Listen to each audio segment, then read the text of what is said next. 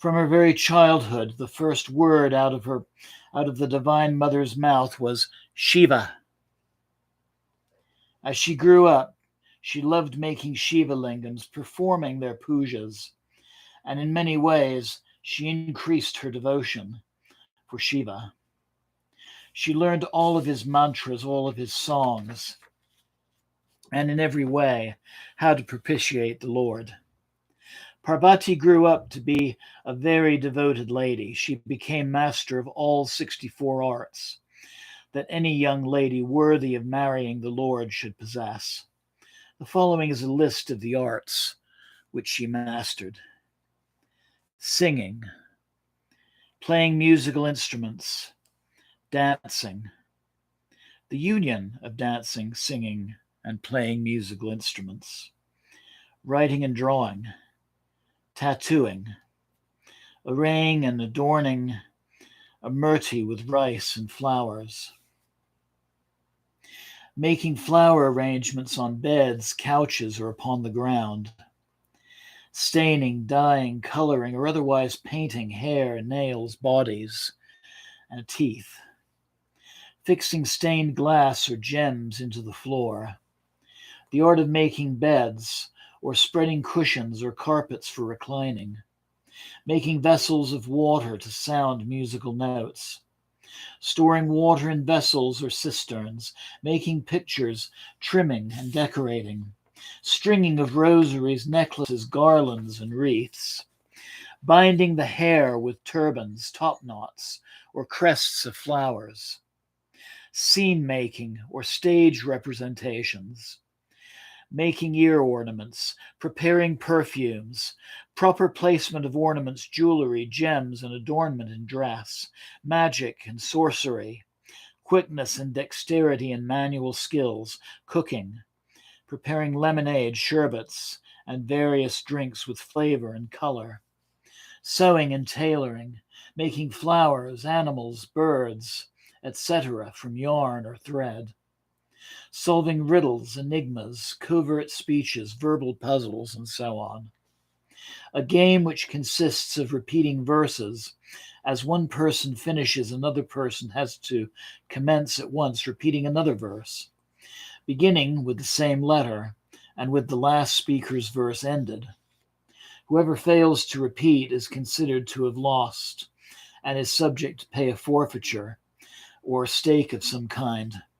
The art of proposing riddles, making figurines and images of clay, study of sentences difficult to pronounce, like a limerick or tongue twister, reading from books including chanting and intoning, the art of mime and dance, to complete the stanzas of poems composed by others, the art of making coarse and common things to appear as fine and good as excellent silk, knowledge of spinning or spindle work, carpentry and building crafts or trades, also the knowledge of cutting things, architecture and the art of building, knowledge about gold, silver, jewels, and gems, chemistry and mineralogy, knowledge of the qualities of gems, knowledge of praise, knowledge of gardening,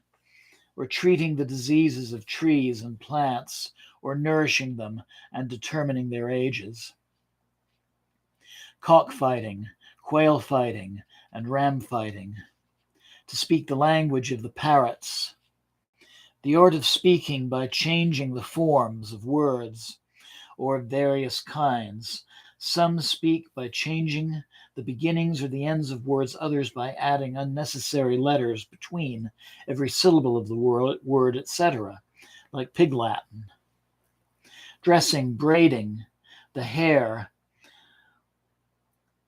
and giving perfumes, understanding, writing in cipher code, the capacity to understand foreign languages, speaking of the dialects, in the dialects of a region, various flower arrangements like baskets and so on, preparing yantras or mystical diagrams, amulets, Mental exercises such as competing stanzas or verses upon receiving part of them, or supplying 1, 2, 3 lines when the remaining lines are given indiscriminately from different verses, so to make the whole entire verse with regard to its meaning, or arranging the words of the verse written irregularly by separating the vowels from the consonants, or leaving them out together, or putting into verse or prose sentences represented by signs and symbols.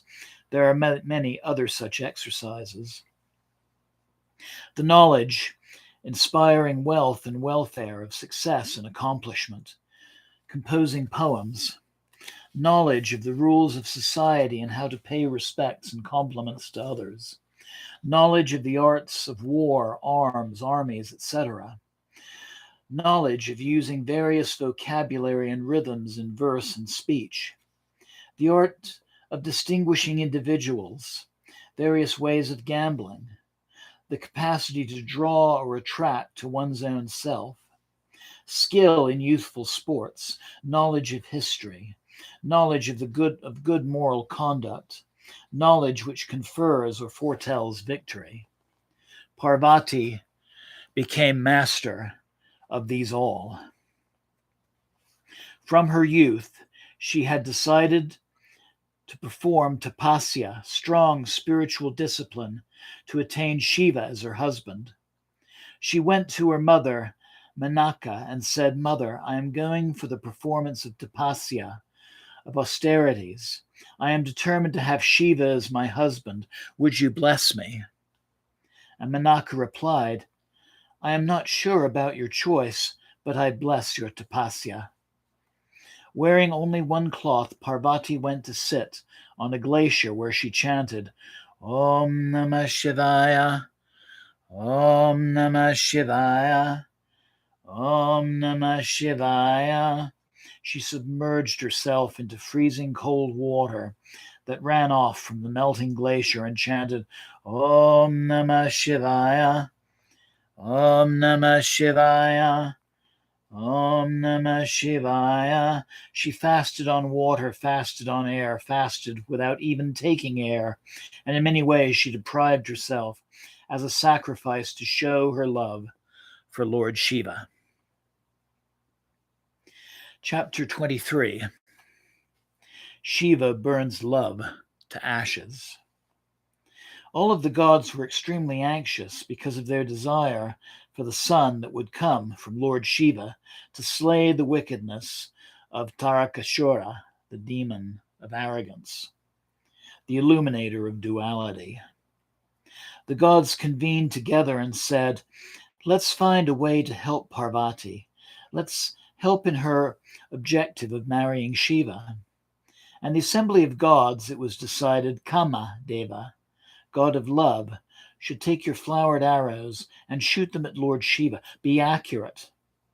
Make sure Lord Shiva falls in love with Parvati and quickly accepts her as his wife. Kamadeva said, "Certainly, this is going to be the end of me. I should shoot an arrow at Lord Shiva. Let me shoot at anyone else. I'd be more than willing, but Lord Shiva, he's a master of all passions.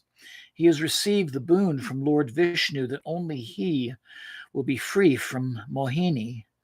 How can I inflame Shiva with the passions of love?" And the gods said, "You must try.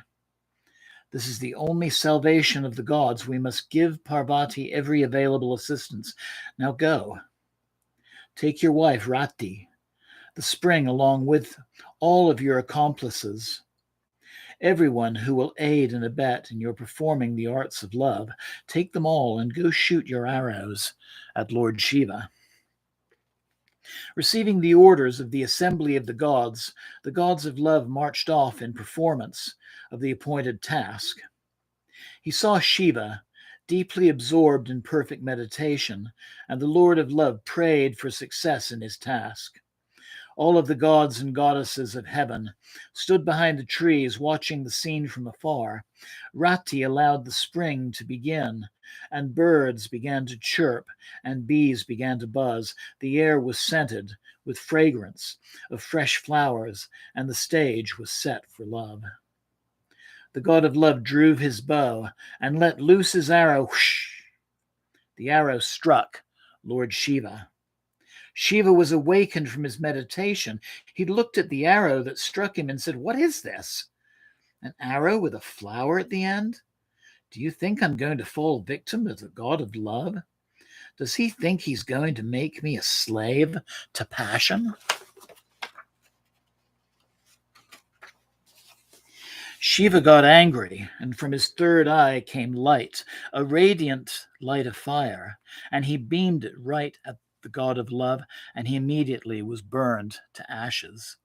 All of the gods exclaimed, "Oh no! What have we done, Shiva? How could you have burned love to ashes? How will there be any love in the universe? Was this your idea, gods? Did you think that I, Lord Shiva, would fall prey to the flowered arrows of the god of love?" Shiva inquired. "Impossible. This was a very ill-conceived plan." But Shiva answered the gods, "Sati, your wife, has taken birth as Parvati, the daughter of the mountain. She is doing tapasya to marry you again and have you for her husband. You see, the wicked Tarakasura, the illuminator of darkness, the illuminator of duality, has thrown all the gods out of heaven. He became strong with the boon of that Brahma gave him, and only the son of Shiva will be able to defeat him. You see, Shiva, we're dependent on you. You need to marry Parvati and give us a son that will remove our difficulty." And Shiva replied, "I am always ready and willing to help the gods in any noble purpose. If I marry, I must marry, I shall, but not because of passion inspired from the arrows of the god of love. I will marry for the noble purpose of protecting Dharma, and not because the god of love has shot an arrow into me to try and infect me with passion. If indeed Parvati is Sati, then most certainly I will agree to marry her." Rati, the spring, wife of the god of love, went to Shiva, "Widow, how shall I enjoy my life without my husband? How shall I pass my life as a widow? Is there any sadness greater than being bereft of my beloved husband?" And Shiva said, "I give you a boon. Your husband will live eternally, and he will be the strongest and most dynamic of all the gods, but he will remain invisible. Even still, he will touch the hearts of every living being." Receiving Shiva's boon, Rati was pleased, and she said, "Shiva, when will I ever be able to see my husband again?" And Shiva replied, "Spring. Your husband will incarnate as the son of Arjuna and Subhadra, the sister of Krishna. His name will be known as Abhimanyu. At the time you will take birth in the houses of Matsanyas, the king of Jedi, and your name will be Uttara. Uttara and Abhimanyu will again embrace, just as love and spring do now." Rati was very happy with the boon, and with that happiness she praised Lord Shiva. The gods were pleased to have received Lord Shiva's assent. They immediately sent messengers to Himalaya. "Himalaya, we bring you glad tidings. Lord Shiva has consented to marry Parvati." Himalaya too was very pleased, but Manaka, his wife, was sorely distressed. She said, "Himalaya, Lord Shiva sits on top of mountains naked. He's not a fitting groom for our Parvati." Himalaya replied, "Manaka, you do not know who Lord Shiva is. Parvati is doing tapasya just for this purpose, to get Lord Shiva to be your husband. The gods themselves want Shiva to be your husband. Please accept it." All right, Manaka agreed, allowing the wedding to proceed. Chapter 24. Shiva tests Parvati. Lord Shiva disguised himself as a native village hunter and went to where Parvati was performing her tapasya. He said, "Oh, young lady, what tapasya are you performing?" Parvati replied, "I shall marry Lord Shiva." The village hunter laughed. "Lord Shiva, do you mean that naked sadhu who lives on the top of mountains alone and by himself? Who sits the whole day in meditation, who associates with ghosts and goblins, and is always remains intoxicated? You want to marry that Lord Shiva?" "Yes, that Lord Shiva, the Lord of the three worlds." "Oh no, a young lady like you who is so beautiful and well skilled in all 64 arts deserves a finer husband than that." "Who could be a finer husband than Lord Shiva?" "Me," replied the village huntsman. "Huh," said Parvati. "You go away from here. Right now, leave me alone. I will have no one other than Lord Shiva for my husband. I won't listen to your insolent insults. I will have none but Lord Shiva." When Shiva heard these words, he assumed his own form and said, "So be it. I accept." Jai Maha. Jai Maha. Jai Maha.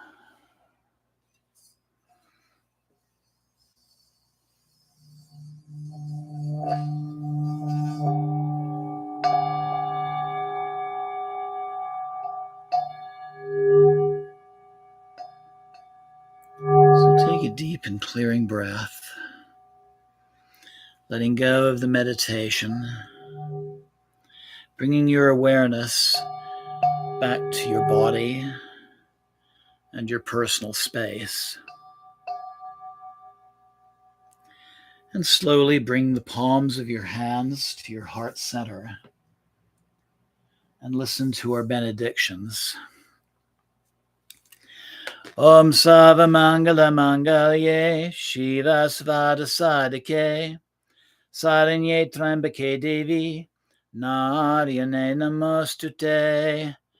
Om Shanti Shanti Shanti.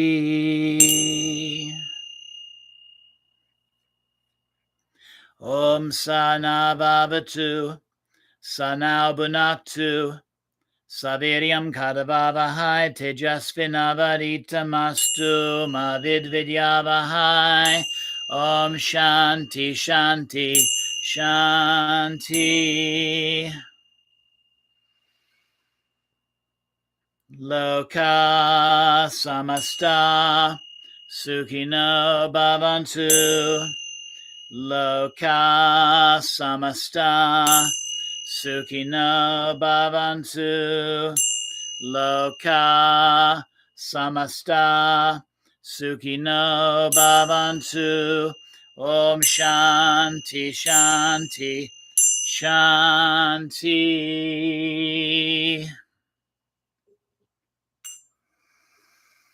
Take a moment and give gratitude to the Divine Mother for being in your life always. Give gratitude to yourself for taking part in this practice tonight.